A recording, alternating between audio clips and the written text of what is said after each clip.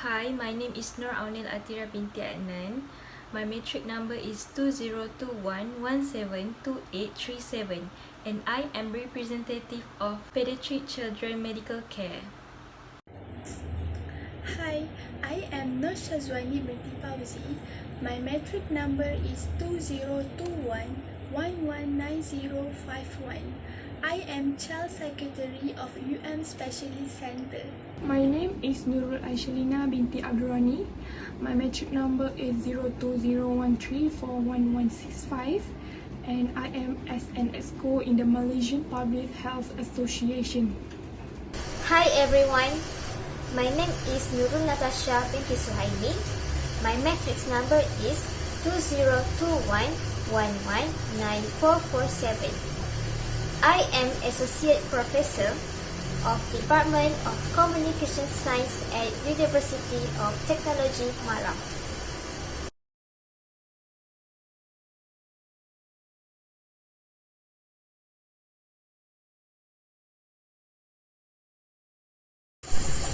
Hello and good morning to all the panelists who are here today. Good morning. Today we are going to discuss about does sex education should be taught at early ages. I would like to express my view regarding this. What is sexuality education? Sexuality education is defined as learning about the cognitive, emotional, social, interactive, and physical aspects of sexuality. In my opinion, sex education should not be taught at early ages. This is because most schools do not acknowledge that sex education is a special topic that requires special teaching. The study has found about at least in 10 different countries, kids hate the way they are being taught about sex in school. As we know, sex is potentially embarrassing and anxiety-provoking topic. Based on the views of young people under the study published in the journal BMJ Open, most students given negative feedbacks such as they had a very clinical feeling when learning sex education. Moreover, they feel uncomfortable when their own teachers teach them about sex and relationships, as they always feel cringy and embarrassing. This is due to some of their students were sexually active, which makes the information inconsistent with reality, irrelevant, and overly biased toward heterosexual relationships. I think commencing the age of sexual education with primary schools and presenting the topic to higher secondary school students would be preferable. Sex education is the method of obtaining information and creating thoughts and perceptions regarding sex, gender preference, connection, and intimacy. Sexual education even includes improving individuals' ability to protect themselves from sexual abuse, manipulation, unplanned pregnancy, and highly contagious diseases. Furthermore, the optimum stages in presenting by higher secondary students, where they are already in the process of maturing into mature and responsible adults. Sexual education has been widely established in nations such as United States, with reports indicating that 70% of high schools educate about the hazards of unplanned pregnancies, while 81% of schools educate about the consequences of getting numerous sexual partners. Okay, I think you are right to say that. However, introducing sex education at an early age could run the risk of breaking down children's natural sense of reserve. Normally, children do have a sense of embarrassment of their body parts, especially their private parts. So, these natural inhibitions are healthy and provide a necessary safeguard against sexual abuse and casual attitudes towards sexual intimacy later on. So, as a child, they do not need to learn more deeply about sex education because the most important things is to develop the character of the child so that they learn about self-restraint. I had to disagree on that matter. Through sexual education that is being implemented in school, it teaches students how to recognize abuse. It builds respect for their own and others' bodies and talks about boundaries and emotional well-being. It even includes conversation about personal skills and communication, gender roles, and portrayal of sex and gender in the media. It also helps them to understand that these parts are as normal as any others, which promotes self-confidence and positive body image. Children should understand that their body is in their own and no one can touch their body without permissions. They should know other people can touch them in some way but not other ways. And no one should be asking to touch their genitals except for their parents and healthcare provider. If they know what is appropriate and what is not, they will be likely to tell you if they experience sexual abuse. I need to add, it serves its purpose in which to create safer environments and healthier outcomes. Programming implemented in early grade levels has helped to prevent child sex abuse. Comprehensive sex education within schools has also resulted in decreased intimate partner violence, as well as an increase in bystander interventions and other positive bystanders' behavior. The same can be said for the environment created by quality sex education.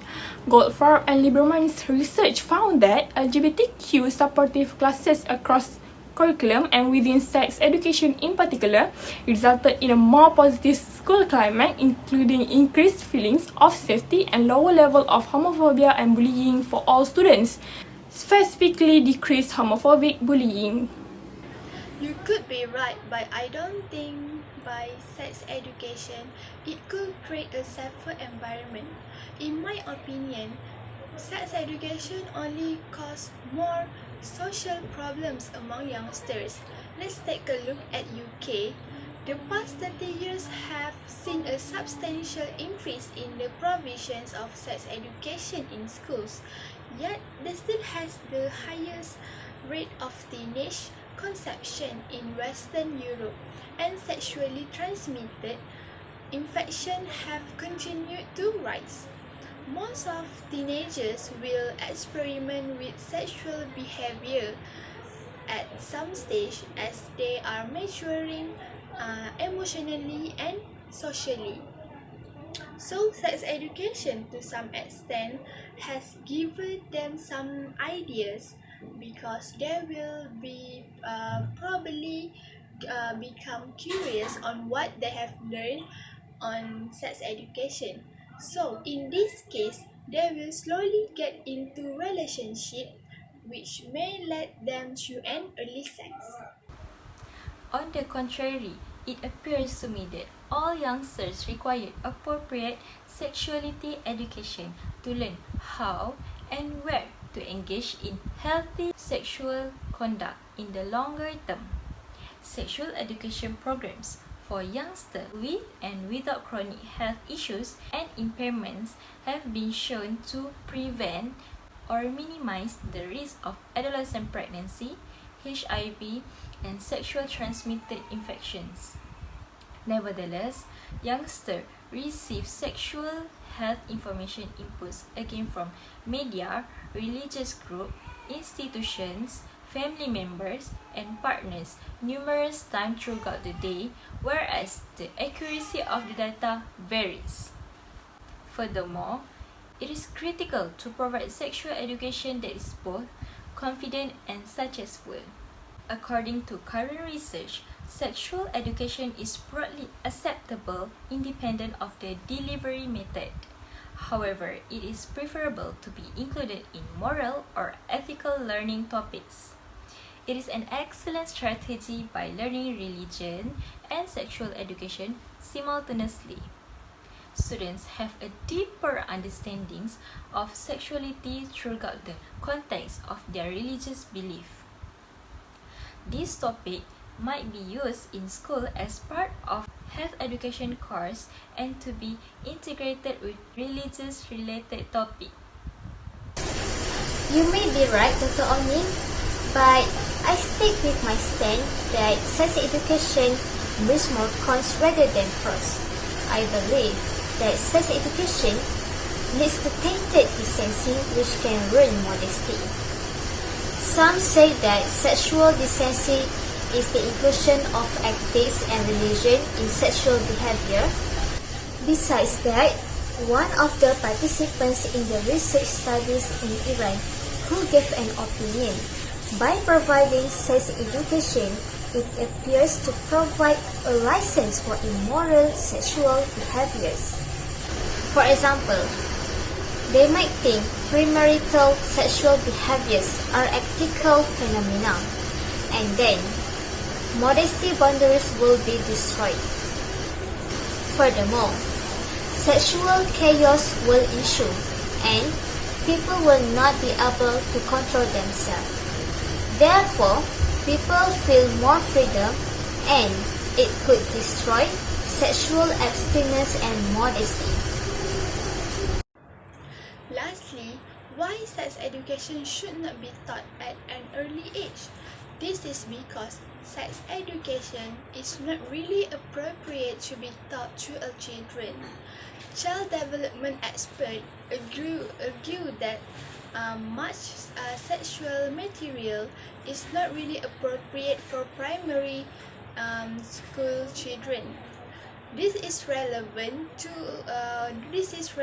for the content around sexuality and gender as well, and these are extremely controversial issues on which even adults, especially parents, do not agree. For schools to take one side of the argument and present it to children as education is actually breaking the law. Also, under the Human Rights Act of 1998 by the UK, it is the right of parents for their children to be educated in accordance with their philosophical and religious convictions. So some of the guidelines in the 1996 Education Act relating to what can and cannot be taught have also been ignored. Even the RSE, stand for Relationship and Sex Education Curriculum, Act of Parliament itself says that schools must be mindful of the religion of the child and their family, and that RSE must be age appropriate. Apart from that, I think sex education can be a motive for initiating sexual behavior. According to research studies in Iran, providing primary information about sexuality will stimulate individuals' curiosity to search for more sexuality information. For example, when a person is prone to initiate her sexual relationships, receiving sexual information will make her thirst for more information and motivate her to initiate sexual relationships. In addition, it is possible that a person desires to stimulate himself as he has a sexual organ and has information about it. Hence, by receiving sex education can be viewed as a motivation for sexual awareness, as it could initiate the sexual relationship. That's all from me. Thank you. Lastly, to support my opinion in why sexual education should be in school from my point of view as an ex-girl in the Malaysian Public Health Association, I believe it is to give teenagers an understanding of what constitutes healthy and normal behavior and what does not. It teaches them what natural reactions from their bodies are in certain situations and when to panic and call a doctor. It allows them to spot early signs if anyone trying to violate them. It also prevents their misinformed self from continuing to believe in archaic myths rather than scientific facts about their bodies.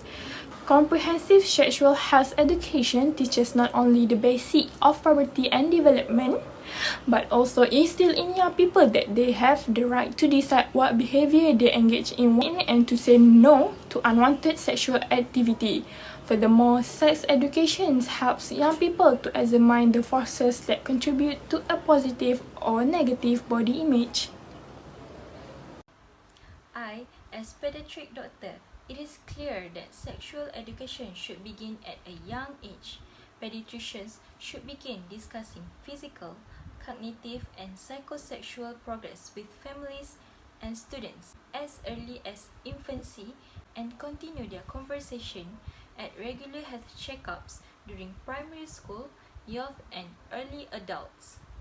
Furthermore, disseminating this knowledge can aid in breaking down obstacles to addressing all children and teenagers' sexual development as well as increasing diagnostic sensitivity for highly contagious illness, pregnancy, and violent behavior. It's also critical to give updated and reliable sexuality education as well as secure, useful facts, resources, and assistance across the course of a person's lifetime. These discussions might begin with questions about the youngster about his or her body as well as self-stimulation and safe touch. Parents can be better understand their own child's behavior by understanding the typical stages of child and teenage sexual development. Parents might better explain and understand their teenagers' self-stimulatory habits if they recognize masturbation is typical child behavior. As children become older, it is common for them to lose the capacity to discriminate between appropriate acts for public and private situations. In conclusion, there are many positive and negative impacts on sex education at an early age. So, it depends on their parents to choose what is good or bad for their children, as their children might need to implement this in their future. I guess that is all for our today's topic. Thank you to all panels for sharing information and opinion with us. And thank you to all of you for listening to this forum.